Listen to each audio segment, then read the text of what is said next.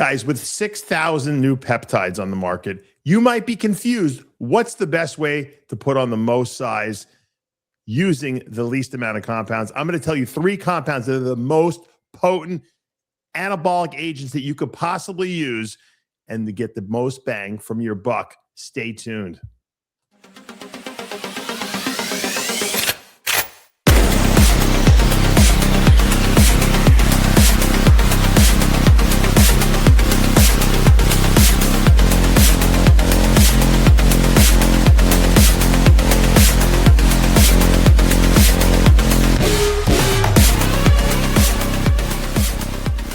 I created Species Nutrition with one mission in mind: to provide bodybuilders and serious athletes with no-nonsense supplements that work.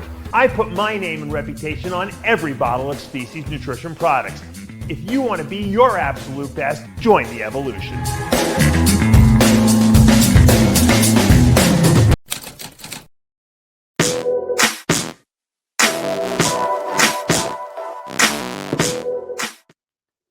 RX Television, RxMuscle.com. This is Ask Dave, your weekly question and answer show with Dave Palumbo.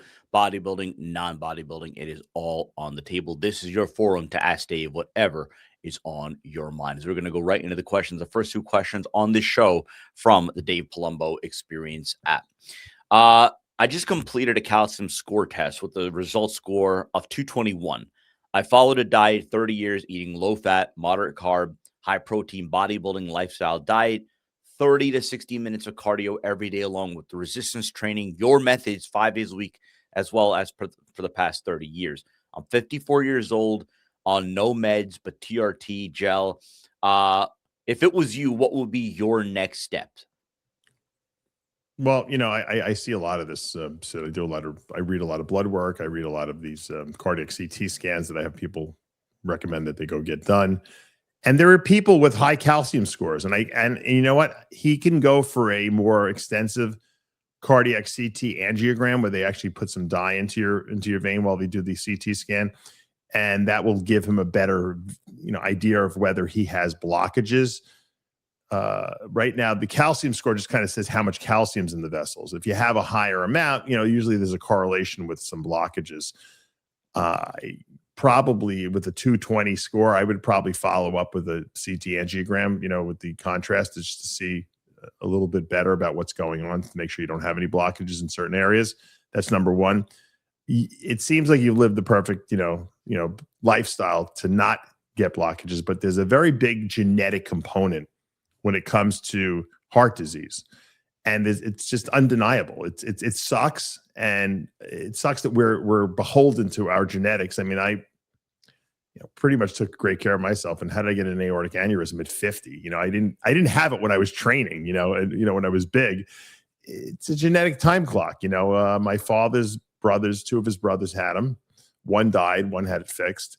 So it just happens. We're basically beholden to our genetics that we have at the end of the day. And, probably eating a low-fat diet probably didn't help his cholesterol levels. I always tell people moderate fats with the good, healthy, fats that help and aid and keep triglycerides low. And a lot of guys eat a lot of carbs, and carbs raise triglycerides, especially if you're eating low fat. So you want to make sure you have all the right essential fats in your diet. And that's why we put together Omega Lyse. Omega Lyse it's kind of like a insurance policy. You don't have to worry about if you're getting it from your diet. You can kind of just take 3 pills twice a day of that. You're going to have your essential fats. That has dramatically actually lowered Greg Valentino's, bad cholesterol levels, and improved a lot of his inflammatory markers as well.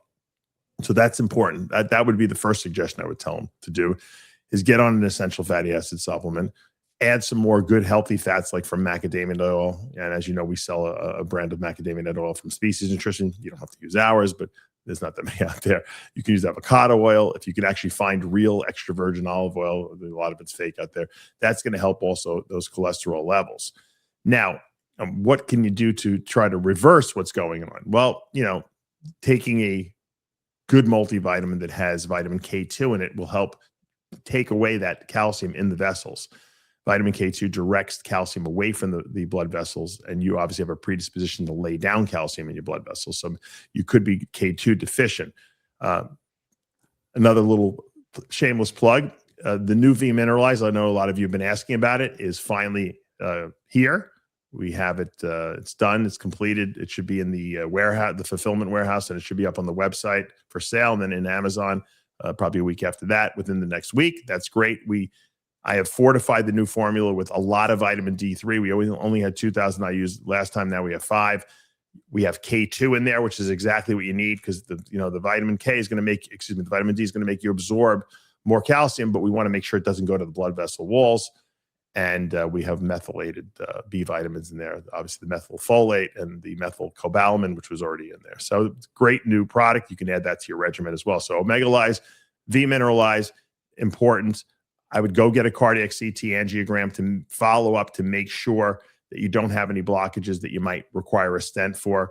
And increase your fat intake a little bit, maybe cut your carbs back a little bit.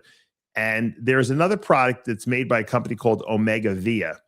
They make a pure EPA oil. Now, if you remember from my a lot of my videos I do on essential fatty acids, there's 2 essential fatty. Well, there's the omega-3 essential fatty acid, which is alpha-linolenic acid, gets converted to usable form EPA and DHA.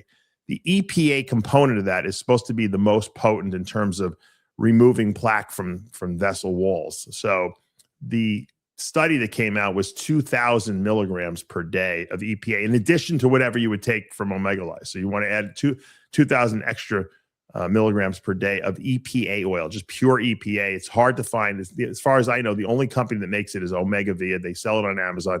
I actually have a monthly subscription to it. I get it delivered every month. I take 2,000 milligrams in addition to my Omega-Lyze. I take every month. And I don't even have any blockages. I just want to prevent anything from happening. I'm like a little paranoid. I think it's a great product. I think that it's super anti-inflammatory in the body, and it'll prevent it's very good at preventing clots too, because those omegas really inhibit the clotting factors, quite a bit.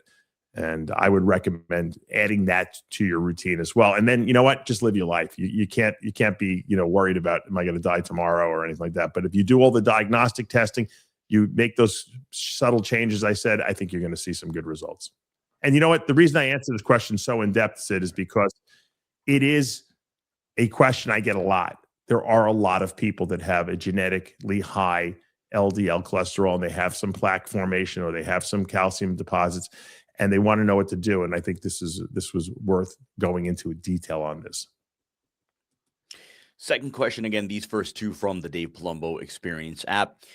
Your opinion, and another very frequently asked question, your opinion on peptides for muscle growth alongside AAS. I know you like IGF-1, LR3, but what about many others like tesamorelin, CJC, etc.? Your opinion on these, and are they even worth bothering with? Yeah. If you're not going to use growth hormone, because growth hormone is the most potent peptide for growth, it's even better than IGF-1. And I'm not sure why, because you would think that IGF-1 is the growth component of the, you take growth hormone, your liver releases IGF-1 in response to the GH you're injecting. But for some reason, taking IGF-1 doesn't yield the same results, or you would think it would yield better results. And I've talked about this before in the past. I think it's because when you take a large amount of IGF-1, which is what a lot of these guys are doing, it downregulates the IGF-1 receptors very quickly in the body. So you get a nice surge initially when you take it for the first 2 weeks, and then you get nothing. So I think growth hormone is better because you're getting small surges in IGF-1 and you're not downregulating as much. I always, my recommended dose for IGF-1 is like 10 to 20 micrograms per day, 30 days on, 2 weeks off. No one does that. People do like 100 micrograms. You're completely overwhelming those IGF-1 receptors and shutting down the response factor. And who the heck knows if the IGF-1 long R3 on the market is actually even real, or it's actually doing what it's supposed to be doing. So I'm not so convinced on that. To be honest with you, if I had to give you the 3 most potent supplement, performance enhancing drugs, if I had a limited budget and I wanted to just say, hey, what's the best 3? Nothing replaces anabolic steroids. Nothing builds muscle better than anabolic steroids. There's no myostatin inhibitors. There's no peptides. Steroids still work the best, and they're the best bang for your buck because they don't cost that much. So my suggestion would be to use testosterone with some other anabolic agent like equipoise or DECA or tren and anthate, for building muscle, long-acting injectables combined with testosterone, and usually in around a 2-to-1 ratio. So you should do 1,000 milligrams of testosterone a week. You do 500 milligrams of EQ or DECA per week. Trenbolone is a little trickier because it's very potent. I would probably stick around 200 milligrams of trenbolone and anthate a week with the 1,000 milligrams of testosterone. So those two compounds are, the two anabolics, and you got to stack two, because when you stack two, you get a better effect. And then I would combine that with just regular growth hormone, real legitimate growth hormone in anywhere from 3 to 4 IUs per day, taken every day. And you're going to get the most bang from your buck out of those 3 compounds. You can add 600 other peptides. You probably won't grow much more than a couple percentage points above that with all the added stuff. Now, there's, I see, and I've complained about this before, there's a million growth hormone releasing peptides on the market from, sermorelin, tesamorelin, CJC, hexarelin. There's like, I could probably name 10 different ones out there, and they all list different outcomes. Like this one does this, and this one does that, and this one does that. But it's really BS, because they all do the same thing. They stimulate the pituitary gland to release natural growth hormone. Okay, but the amount that you're releasing from your pituitary varies from person to person, depending on how much you produce in your pituitary and how you respond to these growth hormone releasing agents. Once again, it's kind of analogous to trying to grow muscle and not take testosterone, but you're going to take HCG, which stimulates your body's natural testosterone production. Well, everyone releases different amounts of testosterone in response to HCG. So it's not really a good way to get growth. It might be a cheaper way, okay, in the sense that these growth hormone releasing peptides are way cheaper than taking real growth hormone, but you're not getting the firepower of taking real GH. So once again, if I had to make 3 compounds and that were the most potent, it would be 2 anabolics, testosterone with another anabolic, and GH. And that's all you need. You use that, you're going to put on probably just as much size as if you added 16 other different compounds. Now, are there good healing peptides out there? Absolutely. I love the TB500 and the BPC and the copper peptide. I love all those. Are there other peptides that do other things like control weight, like the GLP-1 agonist? Yes. But as far as building muscle goes, I wouldn't delude yourself into thinking that if you're taking 16 peptides, you're going to grow anywhere comparable to what a couple Anavar pills a day would produce. That's how much stronger anabolic steroids are. And it's, the reason I'm making this dramatic, presentation is because it's true.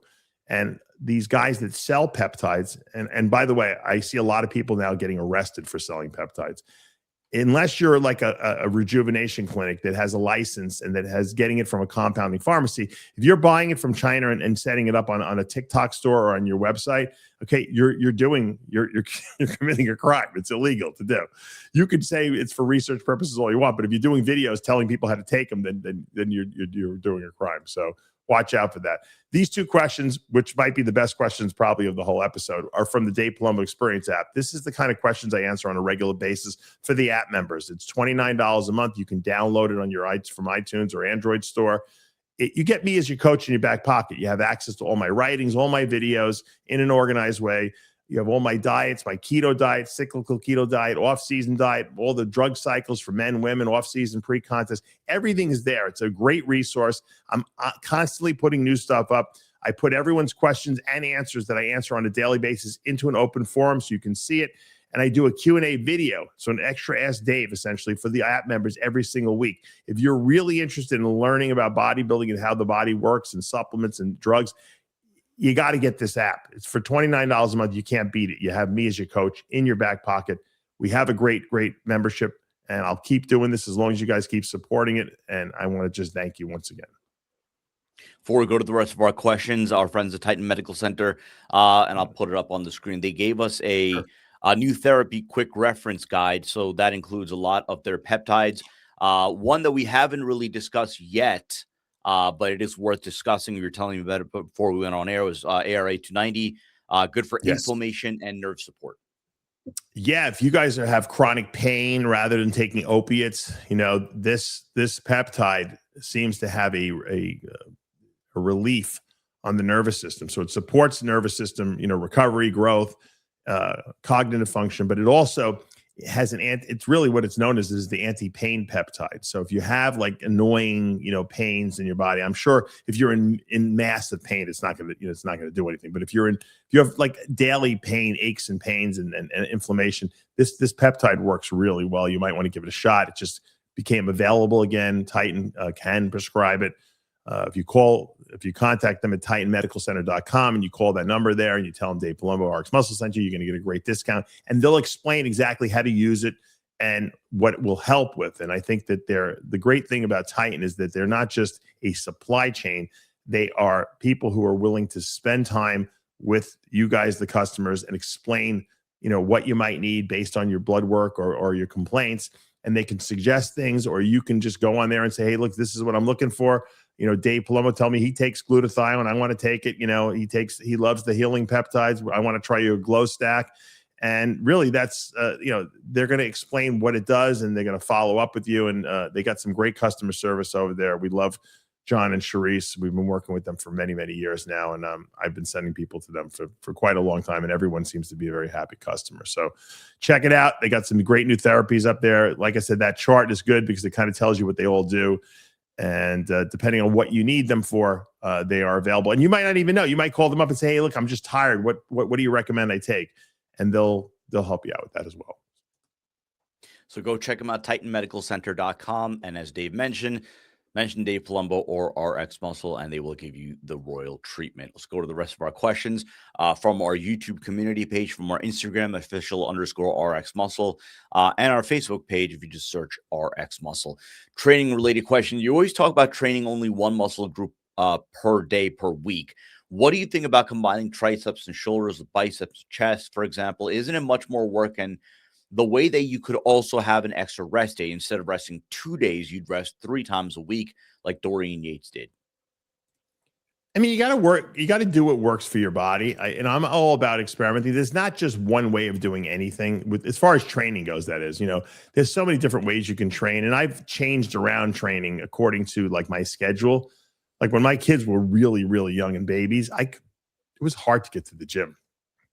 I was training at my house for a while. So I would do all my body parts on 3 days a week. And it wasn't that bad. It took a little longer, but it really wasn't terrible. And, because I wasn't sleeping as much, I felt like it gave me more time to recover from the workouts. Now that I can I don't sleep as much as I would like to, but now that I have like a more, my kids are in school during the day and I could actually, go to the gym, enjoy my one body part per session, do a little cardio if I want, tan if I want, and then I can go back and I have plenty of time to eat and relax. I usually tend to go 4 or 5 days a week now. Usually I try for 5 and then I take 2 days a week off. Sometimes I even go 6 because I'm just enjoying myself. But ideally, 5 days a week is ideal with 2 days off. If you feel like you're not recovering well and you want that extra day and you feel that you can squeeze in, arms on another body part day, that's fine. I just feel that most people don't have great arms unless, there's a few genetic freaks out there. And so it's nice to give arms its own day. But if you have no problem, stacking it with another body part, then go for it. Your body will dictate, what it needs. If you feel like you're just, after you do chest, you just have no desire to do the next body part, whether it be biceps or triceps, then don't do it. You know what I mean? Like when I'm done with chest, I don't want to do anything else after that. I can't imagine having to go and do shoulders after that, or do triceps after that, especially because I just use my triceps and certainly don't want to do biceps. So that's just me, so there's no right or wrong way. It's whatever feels good and what enables you to recover from the workout. If you like the extra day a week, look, you could do one body part per day and do an 8-day split. You don't have to do a 7-day split if you want that third day off. There's nothing wrong with that either. So there's no rules. It's what works for your body. And a lot of times you have to just experiment. Earlier, we had a question about calcium score. This question about, heart-related question. Question about left ventricle ejection fraction for a bodybuilder. 35 years old, on and off gear, training for 20 years. EF is 44%. Cardiologists want him to stop bodybuilding in gear. He's on pantoprazole 5 mg right now. Yeah, As soon as they see reduced ejection fraction, or also known as cardiac output, they immediately put you on a beta blocker, which blocks the heart's ability to beat to a certain amount. So it kind of relaxes the heart. What they're trying to do is increase the size of the chamber of the left ventricle, so that more blood will be ejected when it squeezes. So if you think of the heart as like a pump, okay, in each chamber has a certain amount of blood in it. Now here's where the cardiologists mess up. Okay, now this doesn't apply to everyone, because there are people who have heart problems, right? But the athletic heart, let's go over, and I've talked about this before, but it's warrant just mentioning again. The athletic heart, what happens to the bodybuilder who trains? Well, the heart is a muscle, and it gets thicker, right? Because what happens is you're squatting and you're bench pressing and you're demanding blood in those muscles as quickly as possible. So in order for the body to squeeze that blood out of that left ventricle, which is the chamber of the heart that pumps the blood to the body, it needs to get stronger to be able to pump it faster to get to the muscles. So when you're bodybuilding, because it's not an aerobic activity, it doesn't matter how much blood you're pumping. It's the speed with which the heart can get the blood to the muscles that's the most important. So what does the heart do? It gets thicker. Okay, so now when you have a chamber, think about a cup. If you were to make a cup thicker, okay, you would lose the inside of the cup. You wouldn't be able to hold as much water in the cup, but the cup would be much stronger, right? Now, imagine the cup can contract, okay? So here you have this heart that's thicker. When it squeezes that blood, it jets out of that heart and gets to that muscle super fast, which accomplishes the goal, right? Getting blood in the muscle, getting blood in the brain so that you don't pass out while you're squatting. But when they measure your heart ejection fraction, how much blood is coming out of that left ventricle on each contraction, it's reduced. Now, when would you see a reduction in blood volume being ejected from the heart? Well, when the heart's not working properly. So they somehow erroneously confuse the athletic heart with someone who has a defective heart that is not functioning properly and gets big and thicker because it's not working properly. And they treat it exactly the same. So rather than say, wow, this guy's got an athletic heart, his heart's working very efficiently, they put you on a beta blocker, which slows your heart down, and they want you to stop lifting weights so that the muscle can atrophy and go back to normal. And now they can say, oh, your values are normal again. You're good, because the heart will detrain itself and it will shrink just like any muscle will. And then you have no muscle left in your body because you stopped working out. But the heart ejection fraction is normal. It's ludicrous. It's ludicrous. Why these doctors? And you know what they tell you? As soon as your ejection fraction goes below a certain amount, they term you being in heart failure. So now you have this stigma of, I'm in heart failure. You think you're going to drop dead. Meanwhile, you're in the best shape of your life and you have an athletic heart. And they're erroneously labeling you as someone who's no better than the guy in the hospital ward who smoked 6 packs of cigarettes a day for 25 years. And, he has blockages in his coronary arteries and he has, his heart is failing on him. It's just not the case. And I think this is a problem, and it's the same problem that we have with blood work. Although some doctors are getting a little smarter on learning how to interpret blood work, because it's different for people who work out. They got these guys going to the hospital, and their CPK levels or their liver enzymes are like 10 times what they normally should be, and they're like, rhabdomyolysis. Your muscles are in a state of chronic breakdown. Well, of course they are, because I just squatted yesterday, 600 pounds. They don't ask. And this is why medicine became something that I couldn't do as a career, because doctors just treat symptoms. They don't ask for what's causing anything. A lot of doctors don't. Some doctors do, but most don't. They just treat symptoms. And when you treat symptoms and you don't get the whole picture of what's going on, a lot of times you make very bad diagnoses. And I think that's what's happening in this case. Once again, there are people that legitimately have heart problems, okay? Could be genetic. It could have been something you did to your heart. It could have been damage done to it, whatever the case may be. But a lot of bodybuilders, I can guarantee you, if I took the top 25 bodybuilders in the world and I gave them all echocardiograms, they would all come back with cardiomyopathy, left ventricular hypertrophy, reduced ejection fraction, la, la, la, la, la. And you would think they were all on their deathbed, and they're not. They're in the best shape of their life. Likewise, if you take an endurance runner, okay, who's running 20 miles a day, a couple days a week, they're doing 10 miles regularly a day, their heart does something different. It doesn't get thicker because they don't have to deliver blood faster, because remember, it's an aerobic activity. Okay. They need to deliver more blood. So what the heart does is it stretches itself out and they get this big wide chamber, and their ejection fraction is huge. They have this enormous amount of ejection fractions, but their heart doesn't beat very fast. It only beats like 40 beats a minute, whereas the average would be what, 90 or 60 or 80 or 60, whatever it is. But they're delivering enormous amounts of blood on each contraction. And doctors will tell them that's not good either, because a big stretched out heart is not efficient in the doctor's mind, you know. And so, but for running 10 miles, 12 miles a day, it's very efficient. And so we need to differentiate athletic heart from pathologic heart. You know, that kind of leads right into this next question, and it's about your background. Do you think your background in being a runner in college benefited your bodybuilding career? If so, how? Do you think running helped condition your heart to large PED doses? Do you believe running is a good base for young, aspiring bodybuilders?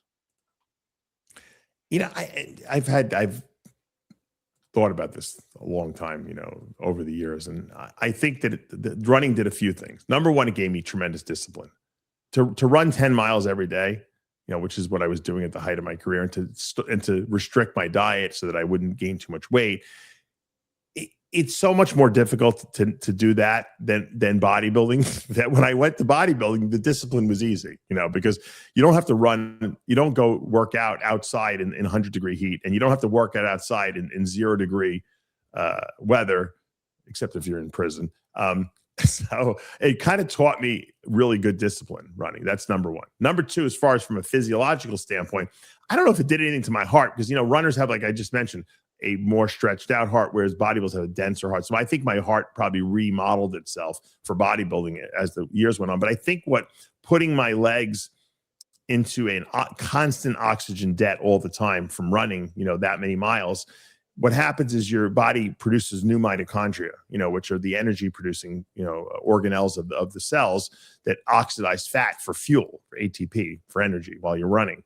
And while runners don't get bigger in the hypertrophy sense, because it doesn't serve them, they still produce more mitochondria, which are giving you a larger population of muscle cells. You just don't know you have more muscle cells than you did when you started, because you don't see them because they don't get bigger.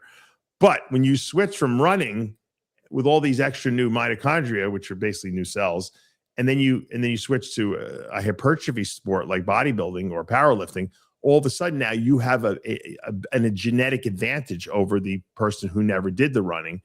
And I think that's why my legs got so big naturally, because I think I had a lot more, you know, muscle cells in my legs beyond that I had created from 5 years of running. Likewise, you know, I think that the metabolic enzymes in your cells become optimized to produce energy efficiently and copiously, because, right, you need a ridiculous amount of energy when you're running that much. And I wasn't jogging. I was running at a good pace, you know, plus I was running cross country races. So that when I switched to bodybuilding, I think I was like a truly efficient fat burning machine. You know, my body did better on fats because that's what it uses when you're running a lot. And it also metabolizes glucose when you're running too. So I think that was probably what made my metabolism supercharged. So I think I got two benefits from running: the muscle cell increase in my legs, which is probably why I have really good legs. And number two was the metabolic enzyme upregulation, which obviously helped me stay like leaner and become like a metabolic, you know, fat burning machine. So yeah, I think aerobic exercise, I don't think to the extent maybe that I did it because it was a little obsessive, but I think definitely, you know, aerobic training and all that stuff and sports in general when you're younger is going to definitely prime your body to be a better bodybuilder later in life. And that's not to say that guys can't do nothing when they were younger. Evan Centopani was a little fat kid and got into bodybuilding and turned into one of the best bodybuilders in the world. I was talking about him the other day.